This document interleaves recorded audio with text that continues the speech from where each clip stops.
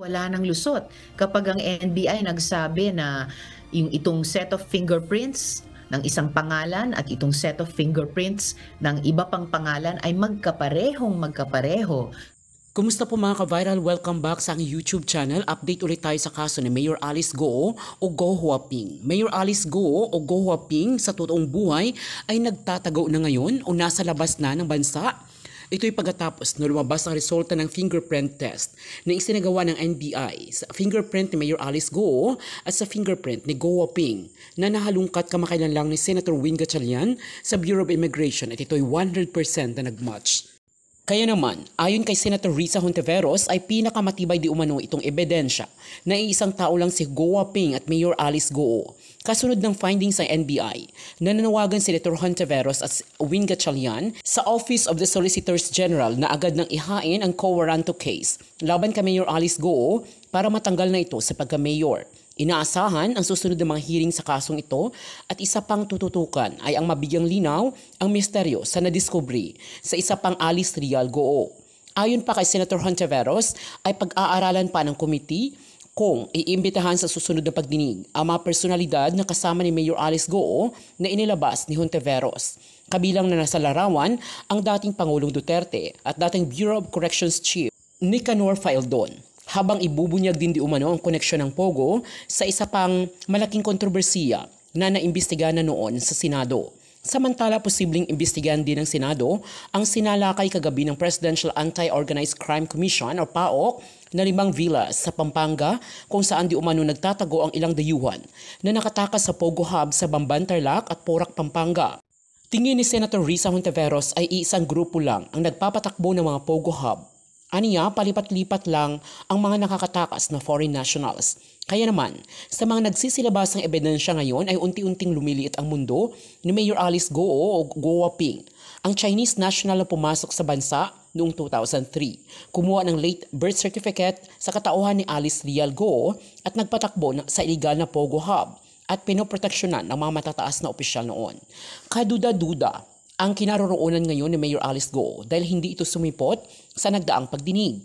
Dahil maluwag pa siyang nakakagalaw sa ngayon, ay maaaring magamit nito ang pera niya at koneksyon upang makalabas ng bansa ayon sa mga netizens. Kung hindi maglalabas ng mahigpit na pagbabantay sa kanya, ay maaaring walang Alice Goo na mananagot sa batas dahil malaya na ito sa ibang bansa. There will be another hearing. Again, Madam Chair, I suggest we invite also the former mayor na mukhang siya po ang naging susi kung paano nakapasok si Alice Goo bilang sa political scene ng Tarlac, lalo sa Trubamban. Nais ko lang pong malaman na yun nga po, na malaman ang pag-akyat sa kapangyarihan na ni Mayor Alice Goo. Kaya nga po, hopefully we can invite the other persons, the former mayor who I understand siya po ang naging susi dahil po nag-last term ay itinulak si Alice Goo na tumakbo bilang mayor dahil tatakbo po siya. So siguro siya po siguro itong Pogo operations really funded the campaign of both the former mayor and ito si Alice Goo. Kamakailan po, gaya na aking nabanggit, itiniwalag ng partido ng NPC si Mayor Goo sa pamamagitan ng petisyon na inihain ni Governor Susan Yap. Ang lalawigan ng Tarlac ay isang tahimik, malinis at progresibong probinsya sa pangunguna ng masipag nitong gobernador, ang aming pong kapartido.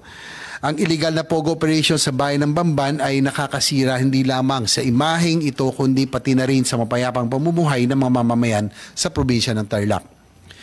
Ang operasyon ng mga Pogo sa bansa ay mailantulad na rin natin sa agresibong presensya at kilos ng mga Chinese sa West Philippine Sea. The presence of the Chinese Coast Guard and militia in our seas and the operation of Pogos on our lands have only caused chaos and social disorder in the country.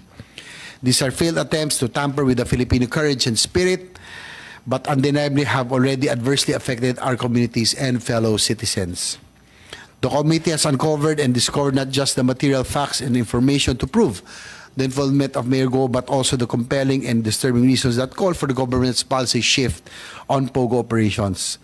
I believe that really we already have to hasten the phasing out of the Pogo industry. Huwag na po natin hintayin na may mahalan na naman na mayor o iba pang opisyal ng gobyerno na magiging protektor sa illegal na operasyong ito. Kaya nga po sana huli na po si Alice Go na talagang kitang-kita mo, Madam Chair, na siya po ay pinatakbo upang pagtakpan o upang magsilbi sa interes ng POGO operations sa Bamban.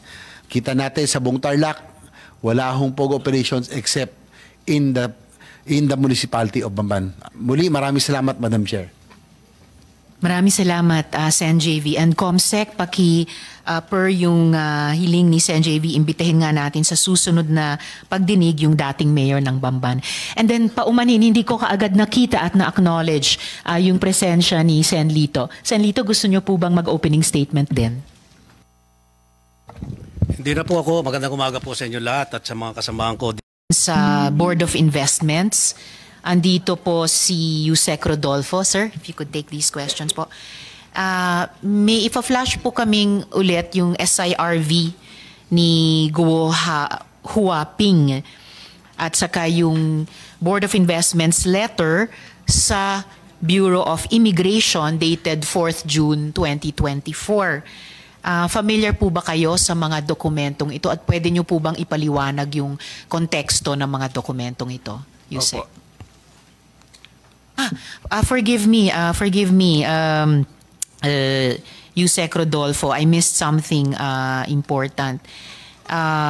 Could I first ask before you proceed to answer the question, pwede ko bang hilingin si Comsec to acknowledge all the resource persons, brief the committee on the status of those invited and subpoenaed, and administer the oath to those present? Okay, good morning, everyone. The committee would like to acknowledge the presence of the following resource person. From the Philippine National Police, we have Police Colonel Lucrecio Rodrigueza, Jr. Then from the Criminal Investigation and Detection Group, we have Police Brigadier General Raul M. Takaka, with Police Major Liza G. Abela. Then from the Presidential Anti-Organized Crime Commission, we have Undersecretary Gilberto Cruz. Then we have Dr. Winston John Casio. From the Interagency Council Against Trafficking, we have Undersecretary Nicholas Felix T. Then from the Philippine Amusement and Gaming Corporation, we have Retired General Raul Villanueva, Attorney Jessa Maris Fernandez. From the Intelligence Service of the Armed Forces of the Philippines, we have Colonel Rimbrad B. Ferreira Pa. Then we have Lieutenant Colonel Lex Michelle B. Dapanas, JAGS. Then we have Major Aris A. Guerrero Pa and Arbon. We have Attorney Erana Domali. We have Mr. Jason Padilla, Miss Paula Bianca M. Diamante Honrado. From the Bureau of Internal Revenue, we have Attorney Ralbert John Tibayan and Attorney Scanton Orculio. Then from the Bureau of Immigration, we have Attorney Arvin Cesar Santos, Attorney Jose Carlitos Licas, and Mr. Peter Demetria. Then from the National Bureau of Investigation, we have Undersecretary. Then from the Department of Interior and Local Government, yes, we have Yusek Llamas.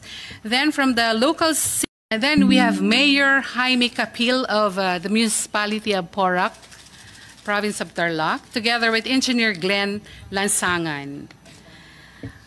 We invited, Your Honor, Ms. Guo Jiang Shong, Sheila Guo, Wesley Guo. These are the relatives of Mayor Guo.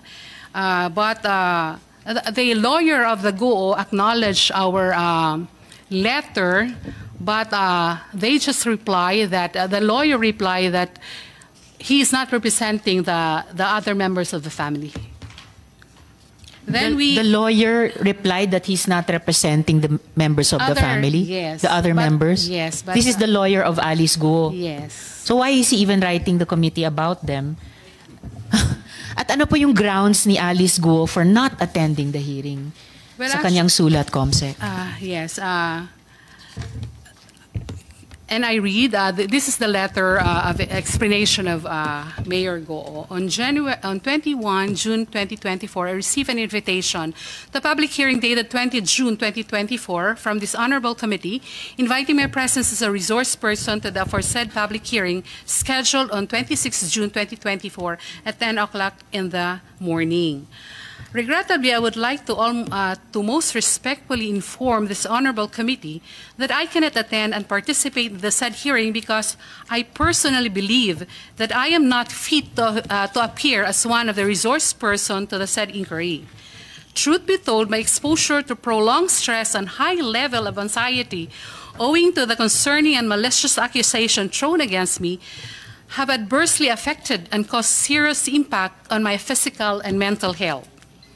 With all due The mayor respect, believes she is not fit to be a resource person, but the committee obviously believes she is fit to be a resource person. Kaya natin inimbita siya ulit. Please proceed, Comsec. with all due respect, as you may already know, I am placed under preventive suspension for 6 months by the Office of the Ombudsman, while the administrative charges filed against me are pending. Worse, our motion for reconsideration with motion to lift preventive suspension dated 10 June 2024 was denied, and in an order dated 18 June 2024. Second, several letters of authority were served to me and to my other legitimate businesses as the Bureau of Internal Revenue commenced their assessment. Third, the Presidential Anti-Organized Crime Commission has openly filed a criminal complaint against me, charging me with a non-bailable offense of qualified human trafficking. More importantly, I have been exposed to public ridicule, humiliation, and hatred for several months now, tarnishing my public image, character, and reputation. Unfortunately, I have already been prejudged guilty by the public despite the absence of any finding by the court of law and proper tribunals. In view of the foregoing, please accept my most sincere apologies for my absence and for any inconvenience this may have caused the committee. I would like to emphasize that I have no ill will or slightest intent to disrespect, disregard, or disobey this honorable committee. From Ms. Alice Go. Thank you, Comsec. Unfortunately, the non-appearance of Mayor Alice Go is a disregard of the invitation of the committee. At kahit may ongoing processes sa Office of the Ombudsman, sa BIR, sa PAOK, hindi yan dahilan na hindi siya magpakita rito. So at the proper time, I will consider ordering the issuance of a subpoena to Mayor Alice Go. What about the other persons invited? Comsec, Guo Jian Zhong, Sheila Guo, Wesley Guo, and Lin Wenye. There's no reply from them except that reply of the lawyer that he's not representing the other member of the family. Which is a non-reply of Yes. the lawyer. So Then the chair will consider ordering the issuance of subpoenas as well to the other persons invited. Yes, we Yes, Comsec, before you proceed. May I- Sen Sherwin. May I inquire if Ms. Nancy Gamo was also invited? Your Honor, Comsec. we invited also Ms. Nancy Gamo, and we did not receive a reply. But during her interview, she told the interviewer that she will attend the hearing of the committee.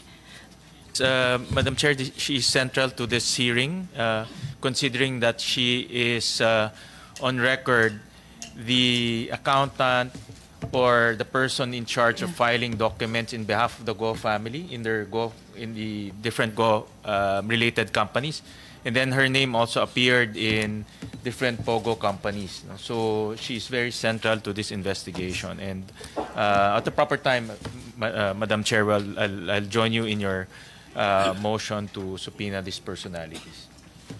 Thank you, Senator Sherwin.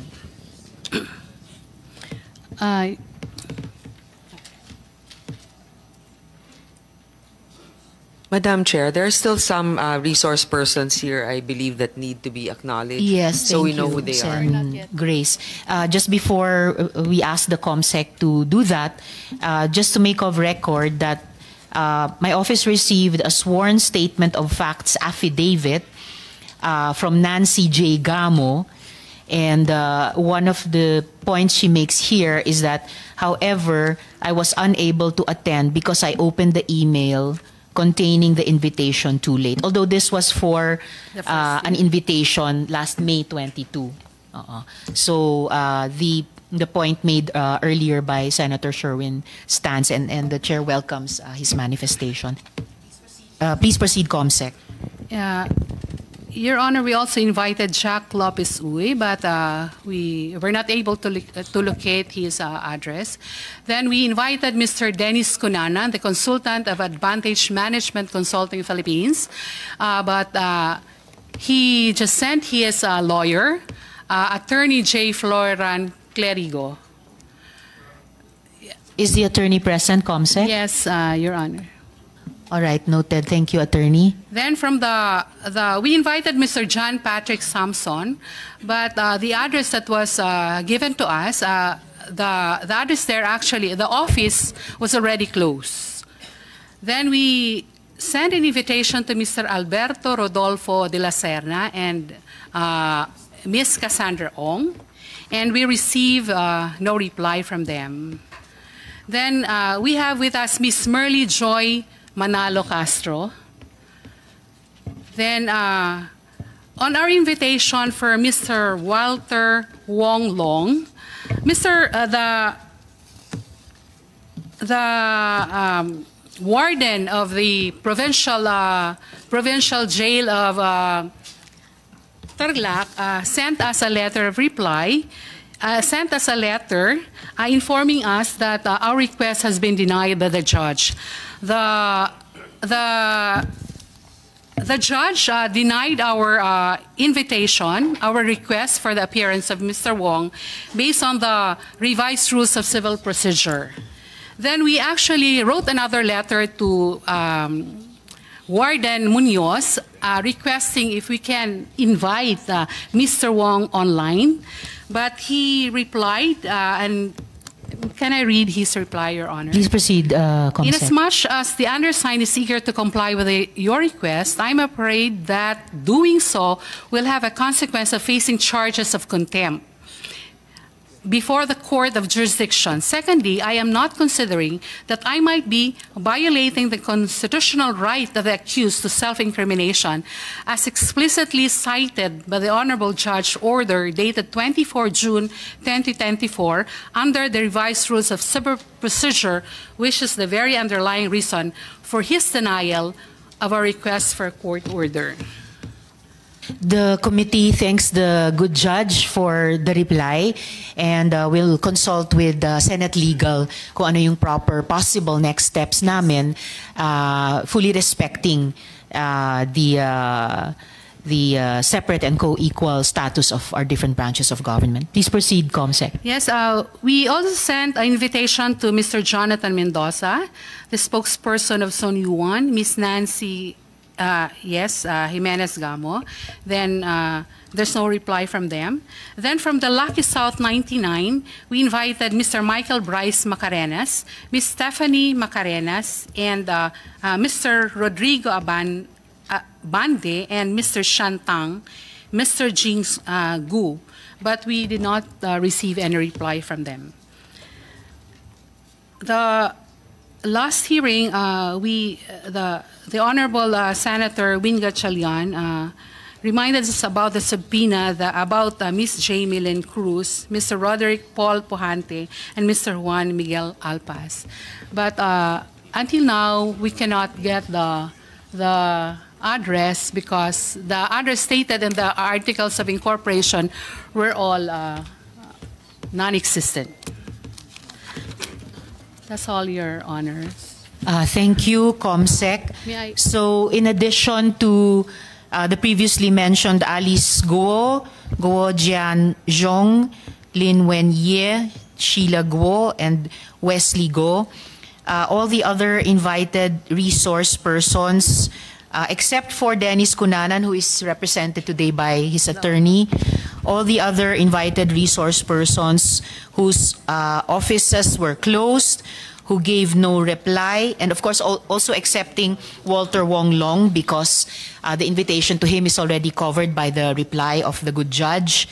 The other invited resource persons, also whose addresses are non-existent, may at the proper time be the subject of the proper motion and ordering of the issuance of subpoena. So, Comsec, could you please administer the oath to those present sa mga hindi pa po nakakapanumpa sa atin? May I request those who have not taken their oath during our last hearing to please stand up, raise your right hand, and repeat after me. I, please state your name, do solemnly swear that I will tell the truth, the whole truth, and nothing but the truth to this investigation. Thank you. You may now take your seat.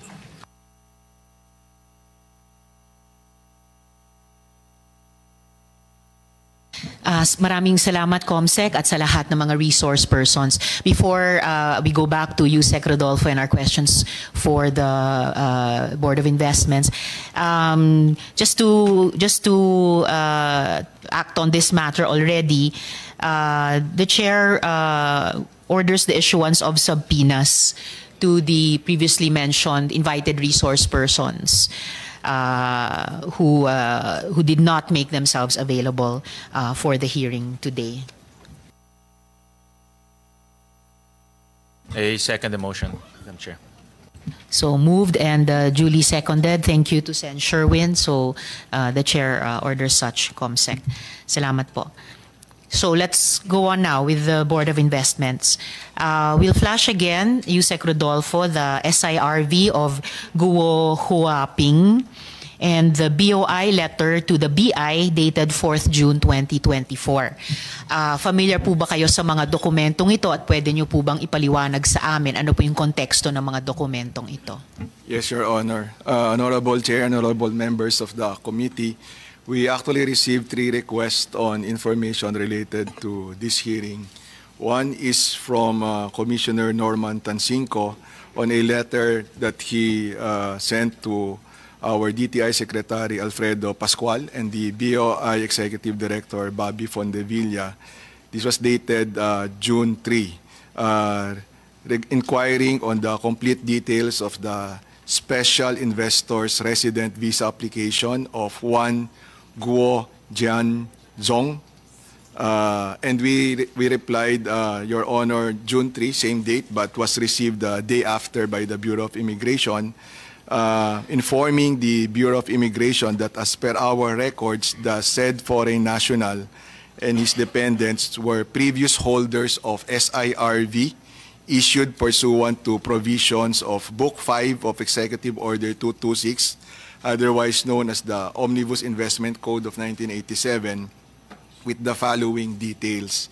So the SIRVs were issued to Guo Jian Zhong, the principal, with date of birth 16 September 1958, to Shi Xiu Mei, the dependent spouse, date of birth September 9, 1961, to Guo Lingling, the dependent daughter, date of birth November 21, 1982, and to Guo Lina, dependent daughter, September 15, 1986, yung date of birth po. The SIRV status, this was cancelled in May 23, 2003.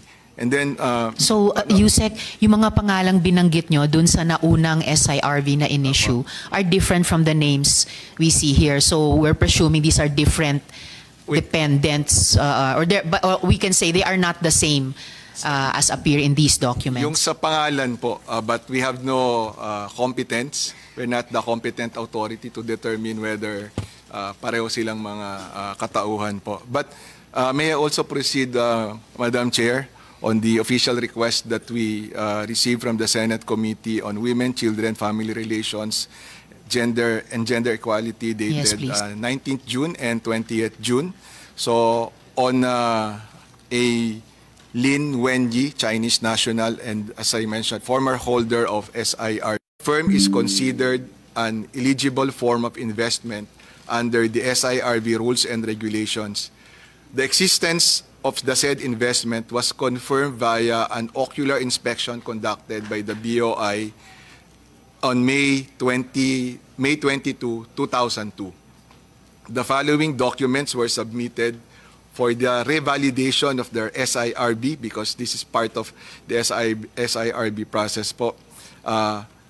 Valid Chinese passports, alien certificates of registration, SEC registration, and articles of incorporation of Huafei Embroidery Center, a certificate of inward remittance issued by the Bangko Sentral of Filipinas, that time dated September 30, 1999.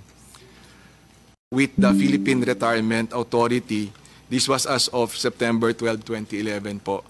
Upon verification by BOI with PRA, the said foreign nationals are currently active holders of the SRRV. Now, we also provided, Madam Chair, copies of the following documents to the Senate in reply to the June 19 and June 20th letters. The accomplished SIRV application form, the initial report of investment by the applicant, the accomplished deed of undertaking, the certification of inward remittance issued by the Bangko Sentral Registration Department, the certification issued by Huafei Embroidery Center Incorporated certifying Li Wenyi as a stockholder of the firm, the articles of incorporation and bylaws of Huafei Embroidery Center Incorporated, the annual income tax return and balance sheet for calendar years ending December 31, 2001 of Huafei Embroidery Center duly received by the Bureau of Internal Revenue, the affidavit on the capacity to invest of at least $75,000, the certifications issued by the Department of Health National Quarantine Office, the passport bio pages and visa stamps, and the biometrics, in particular, the right thumbprint of the said personalities. Please be informed also that the SIRB holders are required to physically report to our office upon approval of their visas to have their pictures and biometrics captured for issuance of the SIRB ID. Thank you, Madam Chair. Thank you, Yusek. So, do you confirm the authenticity of these documents related to the SIRV of Guo Huaping? Yes, Madam Chair. Thank you. Ano po yung requirements para sa SIRV application bukod sa maaring nabanggit nyo na kanina? And also, what about the dependents of an applicant? May requirements din po ba kaugnay nila? Yung requirement, doon po sa principal applicant, nabanggit na natin yung mga documentary requirements, pero ang main requirement po is the $75,000 na investment in qualified targeted investments. Ito pong pag sinabi natin qualified investment targets, this would be in shares of stock in corporations engaged in services, manufacturing, or in a publicly listed company. Dati pinapayagan natin yung pag-invest sa condominium units or in a trading enterprise. But since 2002, hindi na natin pinapayagan yung mga yon. Doon sa mga dependent ko, in addition to the documentary requirements that I mentioned, they have to be below 21 years old, which would explain kung makikita natin doon sa birth date ni Guo Huaping, nung nag-apply sila, nung requested their SIRB to be canceled in 22 August 2011, lalagpas na siya sa 21 years old. Kaya siya we could surmise that is the reason why they transferred to the Philippine Retirement Authority Special Resident Retirees Visa. Salamat, Yusek. O, patatanungin din natin yung tungkol sa PRA mamaya. Pero dito pa rin sa SIRV ng BOI, required po ba ang personal appearance ng lahat ng aplikante? At may biometrics bang kinukuha